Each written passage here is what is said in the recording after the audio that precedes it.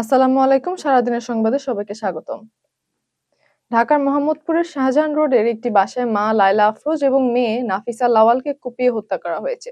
সকালেই সপ্তম তলায় এই ঘটনা ঘটে। পুলিশের ধারণা গৃহকর্মী হত্যায় জড়িত এবং পরে পালিয়ে গেছে।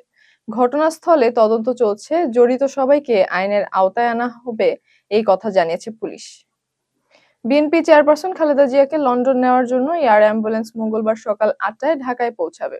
একই দিন রাত ৯টায় তাকে নিয়ে লন্ডনের উদ্দেশ্যে রওনা হবে। বর্তমানে তিনি এবারকার হাসপাতালে সিসিইউতে চিকিৎসাধীন। তার অবস্থার অবনতি হওয়ায় মেডিকেল বোর্ড উন্নত চিকিৎসার সিদ্ধান্ত নিয়েছে। ত্রয়োদশ জাতীয় সংসদ নির্বাচন ও গণভোটের তফসিল ঘোষণার আগে জামায়াতের ৬ সদস্যের প্রতিনিধি দল সিইসি নাসির উদ্দিনের সঙ্গে বৈঠকে বসে।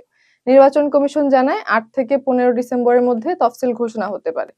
এবার ভোট গ্রহণ সময়ও ১ ঘন্টা বাড়ানো হয়েছে, সকাল ৭:৩০ থেকে বিকেল ৪:৩০ পর্যন্ত। রাজধানীর গুলশানে সংবাদ সম্মেলনে ২০ দল নিয়ে জাতীয় গণতান্ত্রিক ফ্রন্ট নামে নতুন জোটের আত্মপ্রকাশ হয়েছে।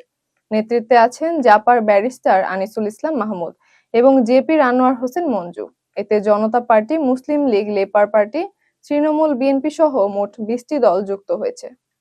আদালত অবমাননার অভিযোগে ট্রাইব্যুনালে হাজির হয়ে বিএনপি নেতা ফজলুর রহমান নিঃশর্ত ক্ষমা চান। তার ক্ষমা গ্রহণ করে আদালত তাকে অব্যাহতি দেয়। আগে আদালতে প্রবেশে বাধা পেয়ে তিনি ক্ষোভ প্রকাশ করেছিলেন এবং পরে লিখিত ক্ষমাও জমা দেন।